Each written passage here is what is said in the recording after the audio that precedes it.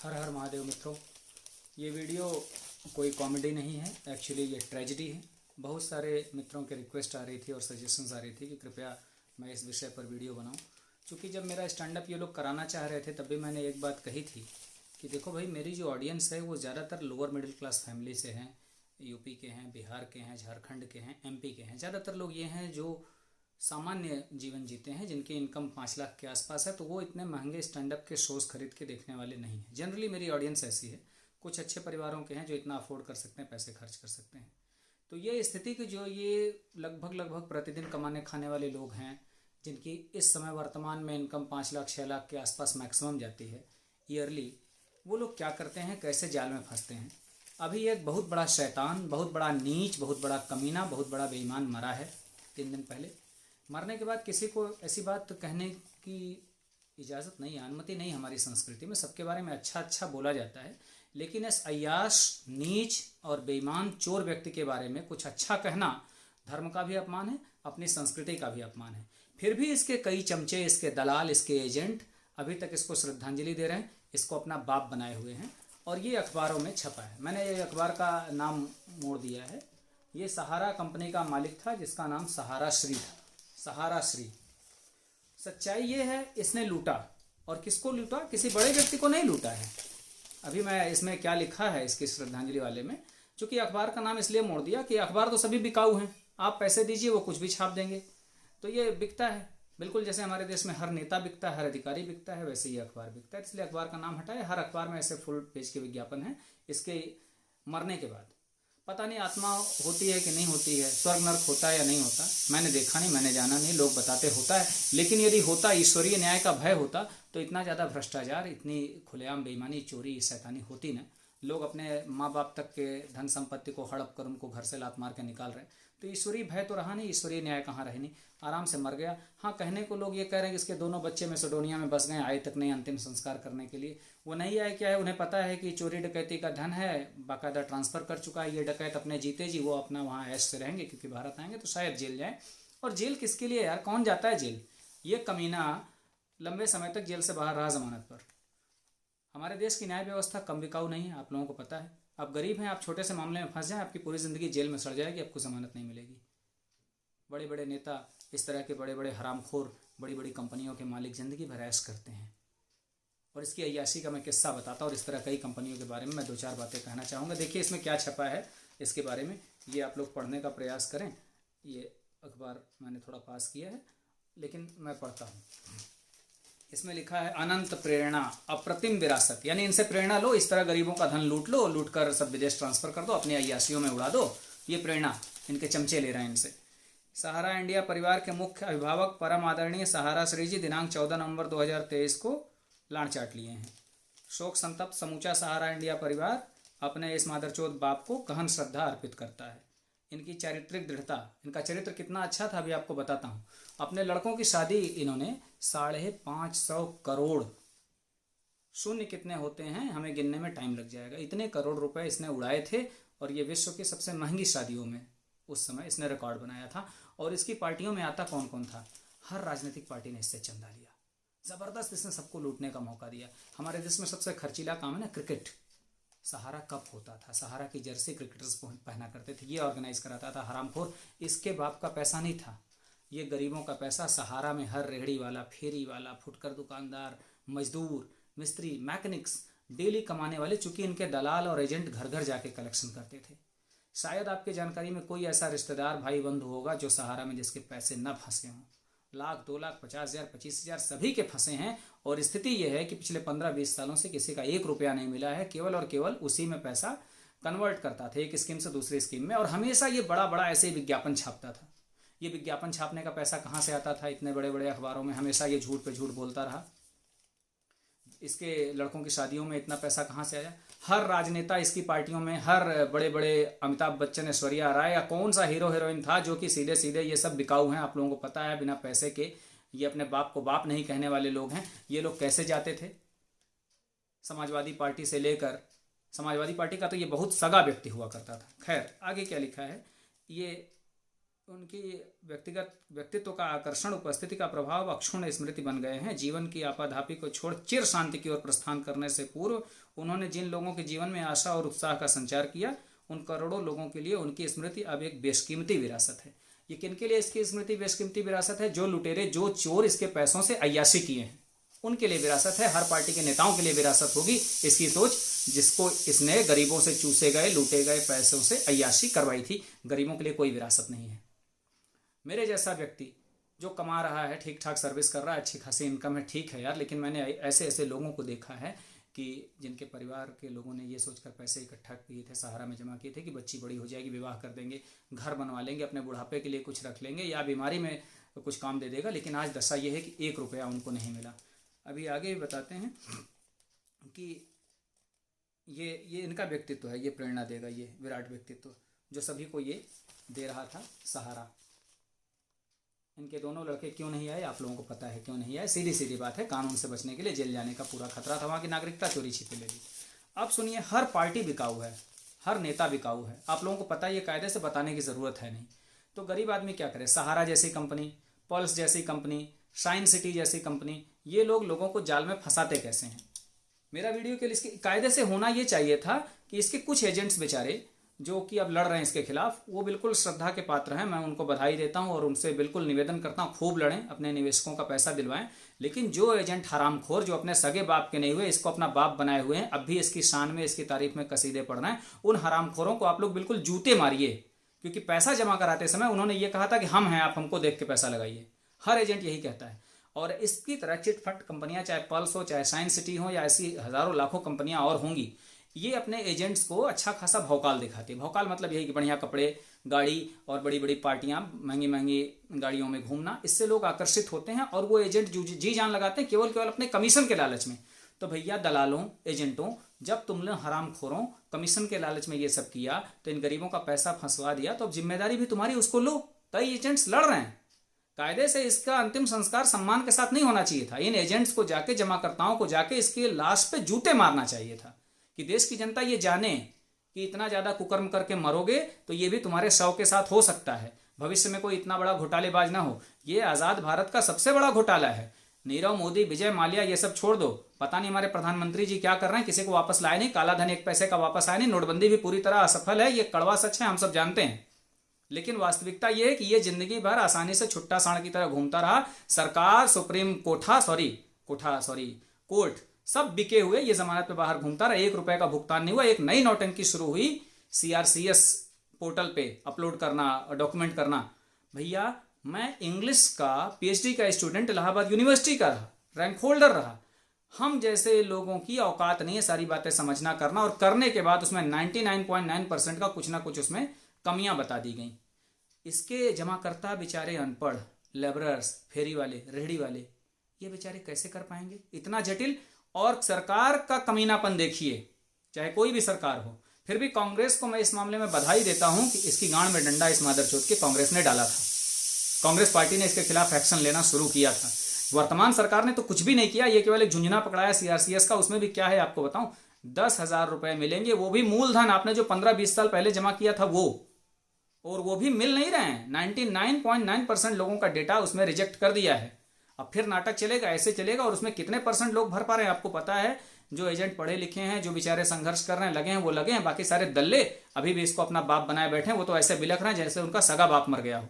कितने बेचारे एजेंट्स ने आत्महत्या की है, कितने जमाकर्ताओं ने आत्महत्या की है, कितने लोगों ने पैसे के अभाव में अपना प्राण त्याग दिए इस जैसे कमीने के। साइंस सिटी का भी लुटेरा जाके विदेश बैठा है। हमारी सरकार कुछ नहीं कर पा रही, कर भी नहीं पाएगी, क्योंकि आज तक जितने भी इस तरह के घोटाले हुए ना, इकोनॉमिक घोटाले, आर्थिक घोटाले, इन पे कोई सरकार कुछ एक्शन ले नहीं पाती।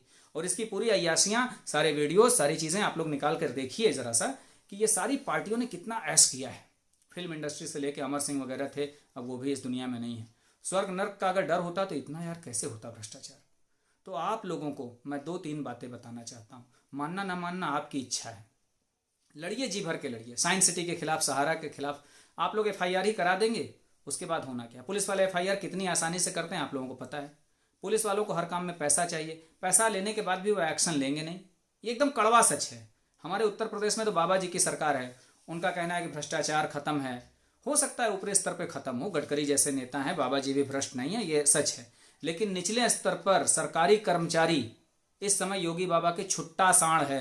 दोनों खुलेआम चल रहे हैं, हमें आपको पता, क्योंकि हम लोगों को भेंट होता है। हर कार्यालय का बाबू, वीडीए मतलब जो डेवलपमेंट अथॉरिटी होती है, बनारस में वीडीए, प्रयाग में पीडीए, अयोध्या में एडीए, इसके हर जेई, हर बाबू, हर चपरासी भाई साहब छुट्टा साण हैं, जो आपके जीवन भर की कमाई खड़ी फसल चर जाएंगे। इसी तरह हर विभाग, थाना, कचहरी सब बिक रहा है, सब बिक रहा है। बस बाबा जी को नहीं दिखेगा, क्योंकि बाबा जी को वही दिखेगा जो अधिकारी दिखाएंगे, और चूंकि अधिकारी लूट रहे हैं तो बाबा जी को देखने नहीं देंगे।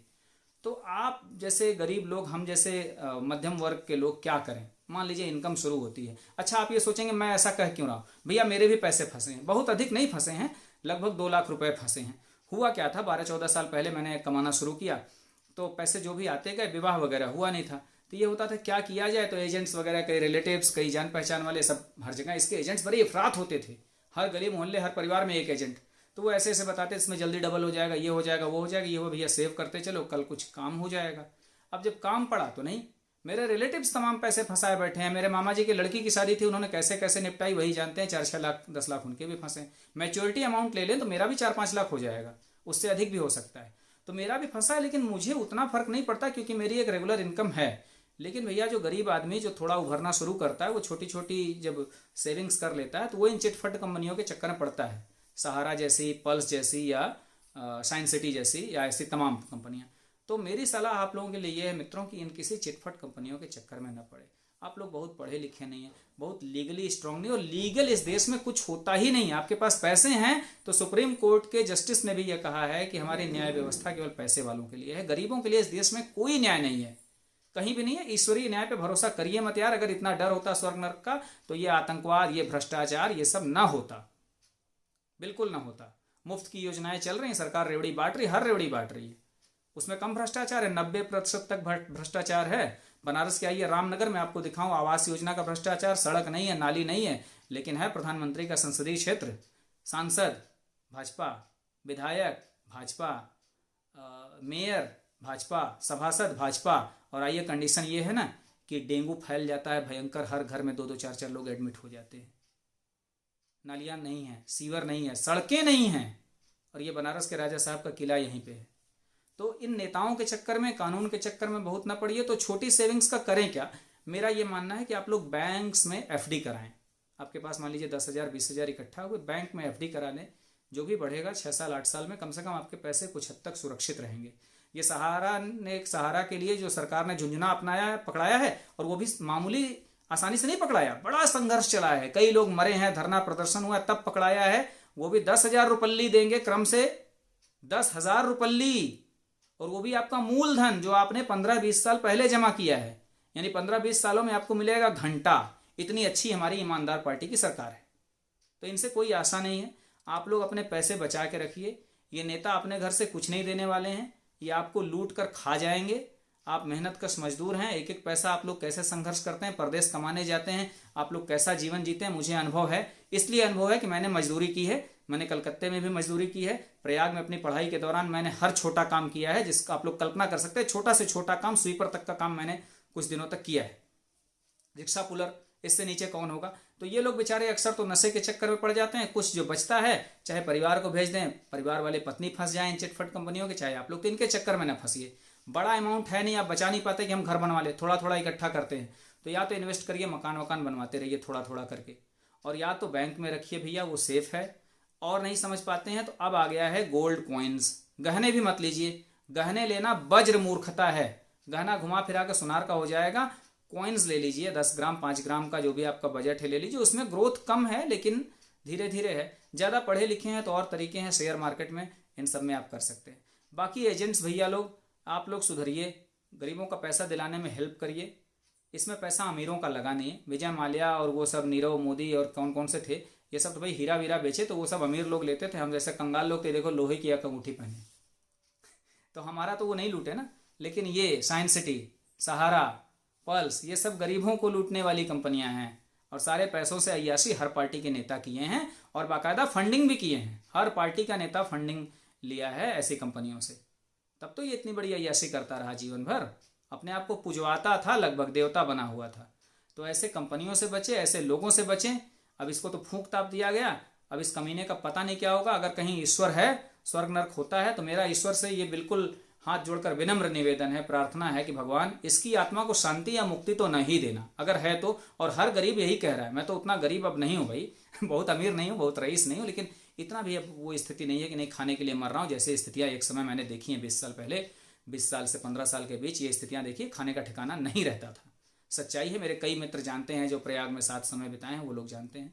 तो अब वो स्थिति नहीं, फिर भी इतना कष्ट है इन गरीबों की दशा देख के। मैं गांव में, मैंने झारखंड घूमा है, देखा है, बिहार में देखा है, एमपी के कुछ गांव में देखा है, और यूपी के भी हर गांव हर मोहल्ले में इसके एजेंट घुमा करते थे। तो एजेंट लोगों, आप लोग भी अपने बच्चों को, अपने छोटे भाई बहनों को इन चिटफट कंपनियों के एजेंट बनने से रोकिए कि हमको ये गाड़ी मिल गई, हमारा इतने का चेक आ गया, फलाना आ गया, धमाका आ गया। कुछ नहीं आता भाई साहब। चूतिया बनाना बंद करिए आप लोग अपने कमीशन खोरी के चक्कर में।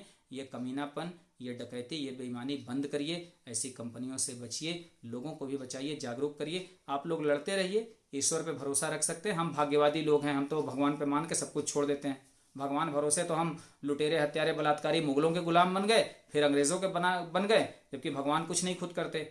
भगवत गीता में भगवान श्री कृष्ण ने एक ही बात कहा, कर्म करिए, कर्म गड़बड़ होगा, फल गड़बड़ हो गया, लड़ पाएंगे नहीं, इतने पैसे हैं नहीं। और एक बात, सहारा से लड़ने के नाम पे तमाम डकैतों ने यूट्यूब चैनल बना रखा है, उससे भी कुछ इनकम होती है।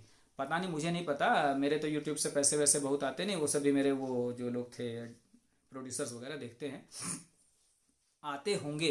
कई लोग ज़्यादा कमाते, ये भी 2 मिनट की बात आपको 1-1 घंटे की वीडियो में बताते हैं, बिना मतलब की बात। और अनपढ़ जनता बेचारी की कब क्या मिल जाए, सहारा के बारे में बड़ी अपडेट मिलेगा, पैसा वापस होगा, पूरा पैसा वापस, पूर्ण भुगतान, ऐसे भौकाल टाइप का वो लगा देते हैं जो स्क्रीन पे क्या कहते हैं उसको, वॉलपेपर या क्या जो मतलब दिखता है, उसको देख के बेचारी गरीब जनता उसको देख देख के उन हरामखोरों की झोली भर रही है। साले चंदा ले रहे हैं लड़ाई के नाम पे, सब लूट रहे हैं, सब अपना ऐश कर रहे हैं। कुछ लोग गाड़ियों से चलने लगे हैं, मुझे उन लोगों से कोई आपत्ति नहीं है, लेकिन आप लोग ये भी जानिए कि टू द पॉइंट नॉलेज दीजिए जनता को, टू द पॉइंट, कम से कम शब्दों में। उनको 1 घंटे का 2 घंटे का पकाऊ वीडियो ना दिखाइए, 2-1 मिनट में बातें बताइए कि भुगतान संभव हो सके। इस सरकार से निवेदन है, नेताओं से निवेदन है, अधिकारियों से निवेदन है, भैया थोड़ा बहुत ईश्वर से डरिए, क्योंकि कानून का डर आप लोगों को है नहीं। नेता आज तक कोई इस देश में आज़ादी के बाद से फांसी चढ़ा नहीं। आर्थिक भ्रष्टाचार में कुछ होता नहीं। हमारा देश आर्थिक भ्रष्टाचारियों के लिए स्वर्ग है, बिल्कुल स्वर्ग है। बता तो रहा ना कि हर डेवलपमेंट अथॉरिटी, यहाँ वीडीए का ही एक अदना सा जेई कितने करोड़ रुपए कमाता है पर दिन। हर मकान वाले जिसका मकान बन रहा है, वो अगर 20 जगह भी जाके और मिनिमम 30,000 से लेके 1 लाख रुपए वसूलता है, खुलेआम वसूलता, हर अधिकारी वसूल रहा है। बाबा जी को ये सब दिखेगा ही नहीं, क्योंकि बाबा जी बेचारे संत आदमी हैं, उनको क्या दिखेगा, अधिकारी को दिखाना है। अधिकारी जो दिखाते हैं बाबा जी बस उतना ही देखते हैं। हर नेता उतना ही देखता है, हर नेता। कानून व्यवस्था जरूर थोड़ी सुधरी है, लेकिन भ्रष्टाचार में कहीं कोई कमी नहीं। इस सरकार में भ्रष्टाचार और बढ़ा है, निचले स्तर पे भयंकर बढ़ा है। ये मेरा खुद का कड़वा अनुभव है, आप लोगों का भी है, यदि आप लोगों को पाला पड़ रहा होगा कर्मचारियों से, बाबुओं से। तो फिलहाल मित्रों इतना ही कि बचें ऐसे ठगी कंपनियों से, इन हरामखोरों से, डकैतों से। आपके मेहनत की कमाई जो आप 1-1 पाई जोड़कर कुछ बनाते हैं, ये लोग लूट कर खा जाने के लिए तैयार हैं। मैं जानता हूँ सभी लोग फंसे हैं। कृपया सबको ये बातें बताएं, ये वीडियो दिखाएं, उन्हें जागरूक करें, CRCS पोर्टल के बारे में जानकारी दें, उन लोगों का क्लेम भरवाएं। हो सकता है पोर्टल में सुधार हो तो कुछ सुधार हो जाए, अदरवाइज होगा नहीं। आंदोलन अवश्य करें। लोकतंत्र में आंदोलन एक रास्ता है, शांतिपूर्ण आंदोलन, धरना प्रदर्शन। शायद सरकार सुन ले, सरकार सुनती नहीं है, क्योंकि बहुत पहले एक पश्चिमी विद्वान ने लिखा था, power corrupts and absolute power corrupts absolutely. यानी जो होती है सत्ता की शक्ति निरंकुश होती है, और अगर सत्ता अगर शक्तिशाली हो जाए तो वो बिल्कुल भ्रष्ट हो जाती है, और अगर निरंकुश सत्ता हो, उस पर कोई अंकुश ना हो, तो और भ्रष्ट हो जाती है। तो सरकार को किसी का डर है नहीं, किसी का कोई सपोर्ट है नहीं। उसको लगता है कि हम बहुत पावरफुल हैं, हम लोगों ने पावर बहुत अधिक दे दिया, तो वो सुनने को इतनी आसानी से तैयार है नहीं लोकतंत्र में। फिर भी आप लोग ये रास्ता अपना सकते हैं, आंदोलन वगैरह करते रहें, सरकार तक अपनी बातें पहुंचाते रहें, शायद कोई हल निकले। फिलहाल बचिए, बचाव ही एकमात्र उपाय है इन डकैतों से। ये जितने सहारा श्री, गीदड़ श्री, चोर श्री, साइंस सिटी, ये सारे हरामखोर एड्स के वायरस हैं। इनका कोई इलाज नहीं है मित्रों, बचाव ही इलाज है।